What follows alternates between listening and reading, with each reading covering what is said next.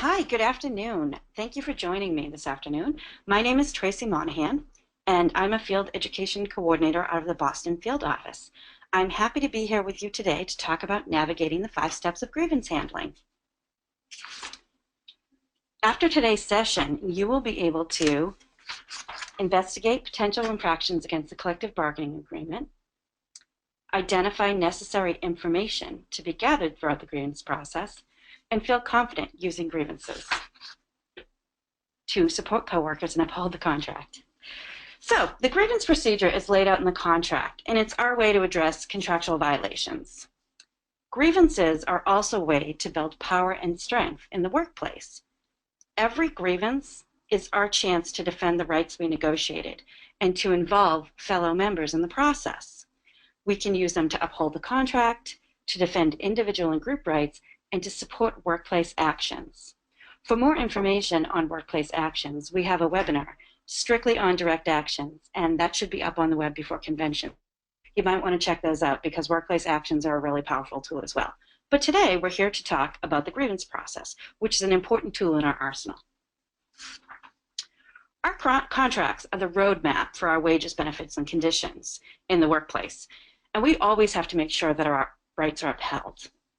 An important part of a steward's role is to determine whether the grievance procedure is the proper course of action in response to the complaints or issues, or whether another course of action, such as involving members in a workplace action, makes more sense. Grievances are our opportunity to respond when management violates our contract. So, to help determine whether or not we have legitimate grievances, there's a 5-step formula that you can follow. It's identification, investigation, documentation, preparation, and presentation. But you know what? The reality is that the 5 steps are laid out in order here, but you may cycle back through them as you move through the grievance process. Investigating and documenting continue all the way through to arbitration, depending on the arguments and questions that are raised in each step. So you may find yourself going to step 1 and then having to do more investigation and documentation and so on and so forth. But let's go a little in depth about the 5 steps, okay? Step 1, identification. So the first thing you need to know is whether or not a grievance exists. You want to make sure that you have a clear understanding of what your contract's grievance procedure says. Language might say, a grievance is any dispute over the articles or terms of this agreement, or any dispute over the interpretation or application of these terms. Every contract has a different definition, so you want to make sure you understand what it is. So, what is a grievance? All grievances, with the exception of a special category we're going to talk about in a minute, occur when we believe that management is not following the language and intent of our contract. So typically, it's a violation of one of the following: the contract, a work rule or regulation, a policy or procedure, although I have to say some contracts may have language that prohibits grieving policy. So please check your language or check with your staff reps before you file a grievance on policy. A grievance also might be a violation of any federal, state, county, or municipal law, a health and safety regulation, or a past practice. Grievances can also be filed for unfair, disparate, or unequal treatment of any employee or group of employees, discrimination or harassment, or unjust disciplinary action against an employee or group of employees. That's what's known as just cause. We actually also have 2 great webinars on just cause. The 7 tests of just cause, what are they and how do I use them? And discipline and discharge, best practices representing workers. Those are both currently up on our web archive, so if you need to know more about those 2 issues, just cycle back to that. So the special category that I just mentioned we talk about is the past practice. So what's a past practice? A past practice has to have 4 elements.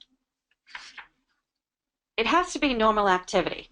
It's not something that's an occasional lapse or it's a vague thing or it's just once in a while. It has to be normal activity. It has to have occurred over a reasonable duration. 1 or 2 occurrences a year won't be enough. Activity repeated once a week for 5 years might be. It also has to happen to a lot of people. It can't just be my personal past practice. Both parties, management and our union, must know that the practice exists. This does not have to be officially stated or recognized anywhere, but it does have to be verified or verifiable. And when the contract is silent on the activity, the practice may be considered to be an implied term of the contract. So if all of the above elements are present, then typically you have past practice. Where contract language is vague or ambiguous, it is implied that the two parties intended the activity to be covered by the contract. Arbitrators look to past practice to determine the intent of the contract. And in addition to that, we have to demonstrate that harm was done to infected employees by management changing the practice. So let me give you an example of this. A really good example is, say, gassing up the school bus. So let's say for years, a group of school bus drivers gassed up the school bus at the end of the shift on work time.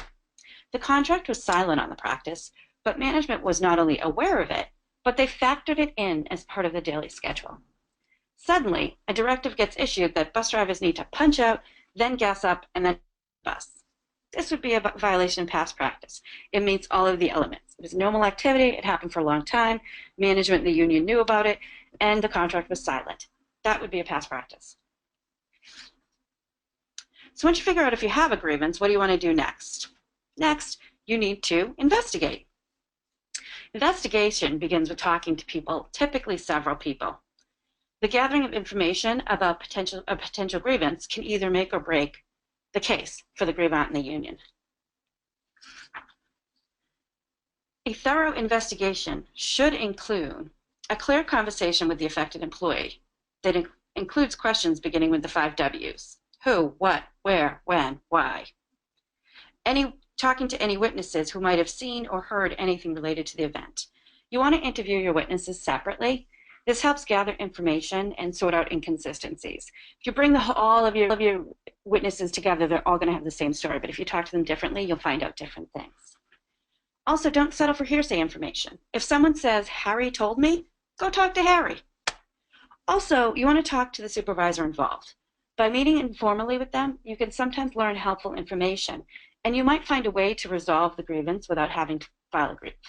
Resolve the grievance without actually having to formally file it. But let me just add, before talking to a supervisor, you need to let the affected employee know that you're going to do that. So the important questions, as we talked about, the 5 W's. You need to make sure that you ask all of these important questions, so you know as much as you can. We call them the 5 W's and sometimes H. So you want to know who was involved, the names of the people involved in the event, the witnesses that were in the event, people who may have knowledge of the event or events like it in the past. You want to know all of the who's who could possibly be involved. You want to know what specifically happened, with as much information as you can, as much specifics. Just, saying, oh, I didn't get overtime. Okay, that's one thing, but when was it? When did it happen? All of that stuff is what you want to know. Where did it happen? This is actually more important than you think it would be. You want to actually know the physical location of the event. So say, for example, that you had an issue where someone got disciplined for being disrespectful in front of the public. Well, if you're in an office and they were in the back room and it wasn't near the counter, that would help you to argue your case. So the where is more important than you think it would be. So you want to know physically exactly where, in an office, on the street, wherever, that it happened. You want to know why it's a grievance. So you want to know what the contract, every contract section or policy or anything like that that's being violated. And how did it happen? What led up to it? What precipitated the event? There's a lot behind the how that you need to know as well. So you can use the grievance fact sheet to help you answer these questions. You see a copy of it right here on the screen, and we've got it attached as a handout. Remember, though, this grievance fact sheet is yours. Do not give it to management. You want to listen carefully to what each person has to say. And you also want to take notes during each conversation. Review them to make sure information is accurate and complete. A tip that I used to do was I would take notes while I was talking to the person, but they were always in shorthand and not real shorthand because I don't know that, but like my own shorthand, and I'd go back in afterwards and fill in places and make sure that I wrote things down really, immediately after the meeting that I had with them so that I wouldn't miss anything. You want to follow up to verify information, fill in gaps and clear up discrepancies. So as I said, this form is located in the AFSCME Stewards Handbook, but you could also download it right now by clicking on the Handout tab. So now that we've gone through a few steps, let's take a little quick quiz because that's always fun. Skills check time. A grievance is a violation of the contract, a policy or procedure, any health or safety regulation, or all of the above. Yes, absolutely. All of the above is correct. Although, whoever clicked on contract, you are right. A grievance is a violation of a contract, but it is also potentially a violation of all of the other things mentioned there as well. So, and again, the caveat on policy procedure is to make sure that you check your contract language to see if you can grieve policies. A past practice has how many elements? 4, 8, 15, 2.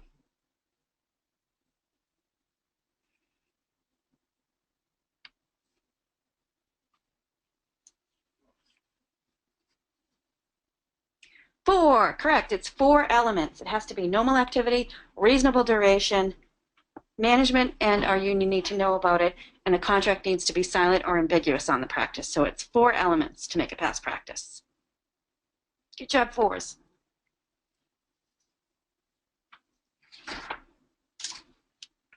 A past practice must be an abnormal activity, a one-time event, secret, or none of the above.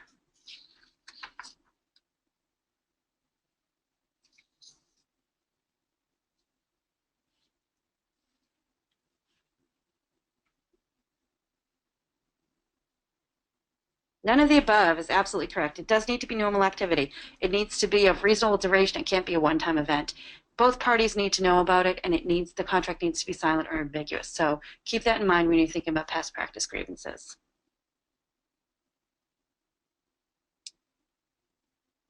Which is not one of the 5 W's? Who, which, what, when?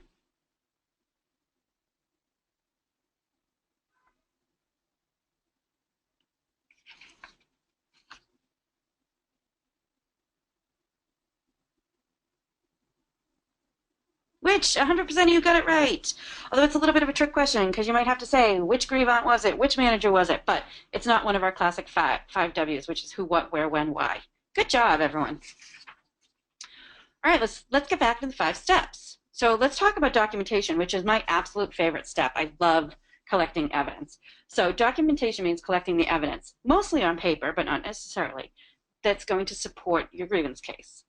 You want to collect as much information as you can. You can never be sure which piece of evidence is going to turn the case in your favor. Documentation, which is the physical evidence you collect, can and will be used to verify the information that you learned from each of the people you talked to during your investigation. So first of all, you want to start with finding the violation of your contract. Research your agreement along with work rules, policies, procedures, all that shebang to determine which of these and what sections or rules management violated. Then you want to be sure and check the employee's official personnel file, which contains a wealth of information: date of hire, evaluations, promotions, transfers, leave use, past disciplinary actions, letters of recommendation. All of this is very helpful. Say you have a case where someone gets disciplined for bad work performance, and you go in their personnel file and you find great evaluations, letters of recommendation. That's going to help you to poke holes in management's case. So you want to gather evidence from any and all sources and collect whatever you think might have a bearing on the case. Remember, it's better to have something and not need it than to need something and not have it. You also want to make sure that you make copies of any needed documents so that you have them for yourself. You can give them to a hearing officer. You can have your grievant review them during the meeting. As many copies as you think you're going to need, you should bring to that hearing. Also, keep in mind that evidence may be something other than what's on paper. A faulty piece of safety equipment or a photograph of where the event occurred could be part of your case. I had a case where we used a electronic cigarette because it was a smoking on the job case, and we were showing how the smoke is different than regular smoke. So you never know what you're going to bring in as a piece of evidence. As part of your documentation in collecting evidence, information requests are a really powerful tool. And your right to collect information is covered under most state laws for public sector employees and the National Labor Relations Act for private sector employees. A sample of the letter that you see on the screen can be found on page 29 in the AFSCME Steward Handbook.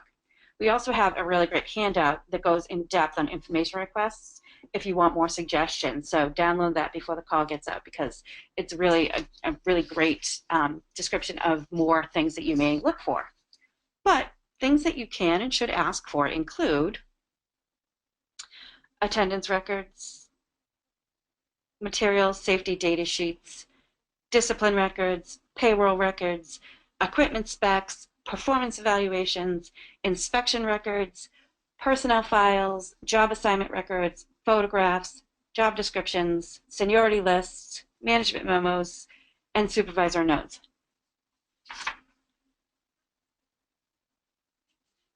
So now that you've collected all documentation and you've got all your evidence together, what do you got to do next? Next up, you need to prepare the case. Step 4 is preparation. Preparation is the key to success in most things we do, obviously, and handling a grievance is no exception. So the outcome of a grievance depends on how well the steward prepares ahead of time. You do yourself and the grievant a disservice when you don't carefully and thoroughly prepare the case for presentation to management and or an arbitrator. You want to do it in a professional, orderly, and understandable manner.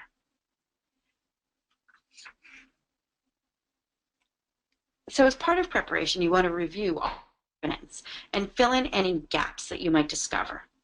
So a really good suggestion is to write out a timeline. This will help you keep the facts straight and is good to be able to refer back to if you find yourself fumbling or trying to figure out what happened when. If you have a chronological timeline, it will really help you out. You want to determine the importance and relevance of each fact and piece of information. Obviously, you want to go with your most relevant and important facts first. You also want to distinguish between allegations and opinions on one hand and facts on the other. So, for example, an allegation would be Sarah gets most of the overtime.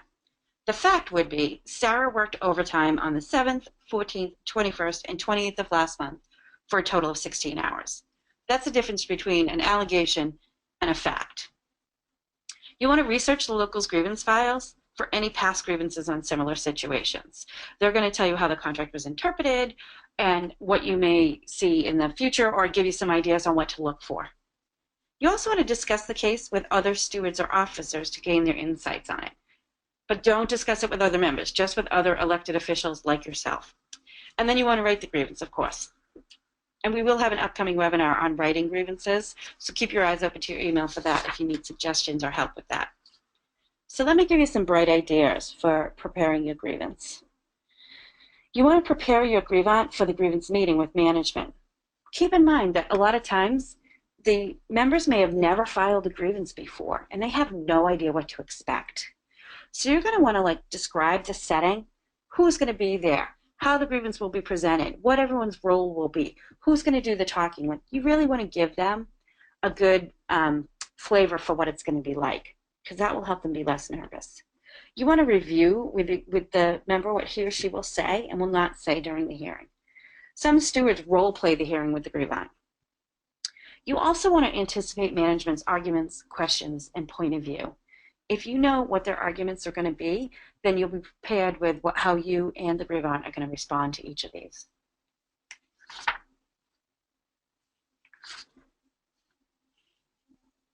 Now that we've done the investigation, documentation, preparation, we're ready to present.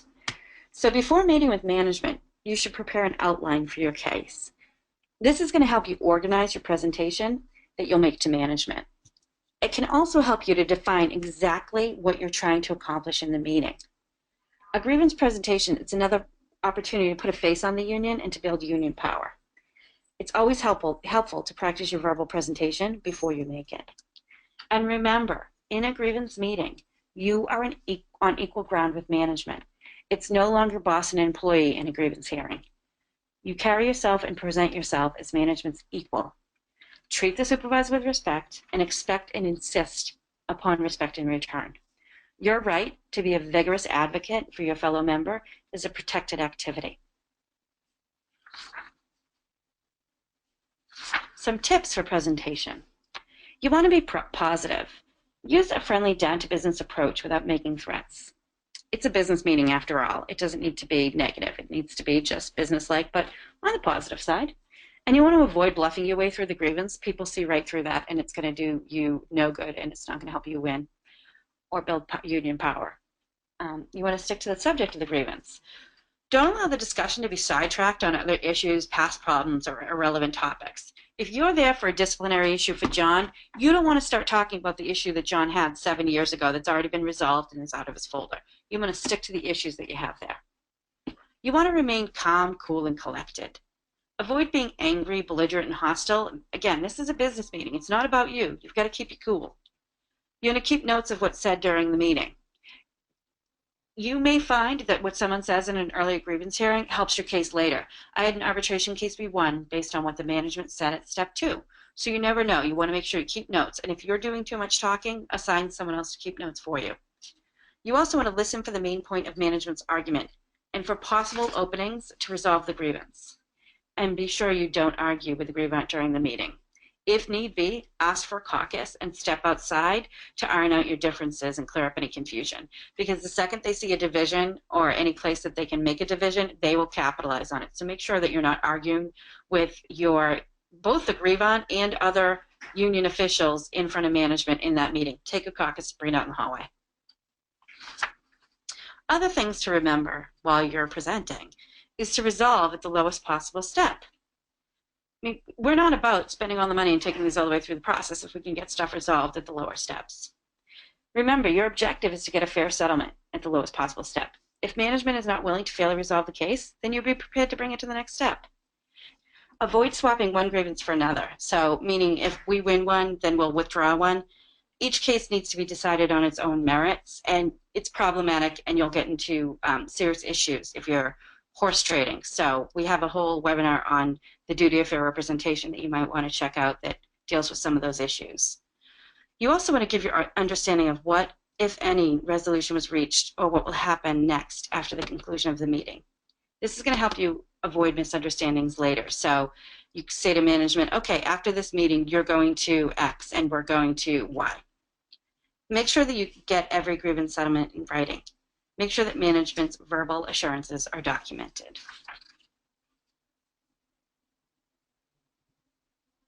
Okay, one more skills check. You are entitled to request information to investigate or support a grievance. True or false?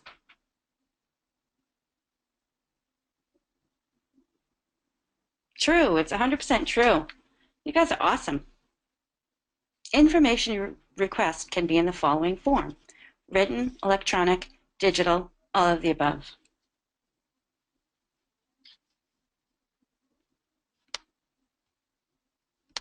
Yes, all of the above. Well, again, the person who selected written or the people who selected written, that is actually true, but it can be in all of the above forms: electronic, digital.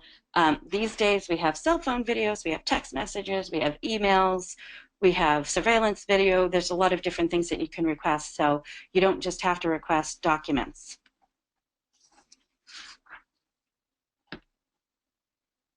You can request a copy of the employee's personnel file as part of your investigation. True or false?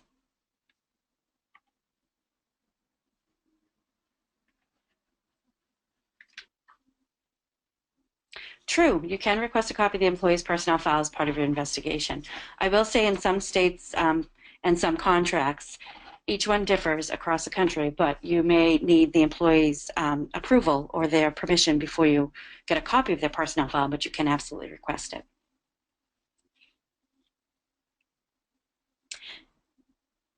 In a grievance meeting with management, you are equals. True or false?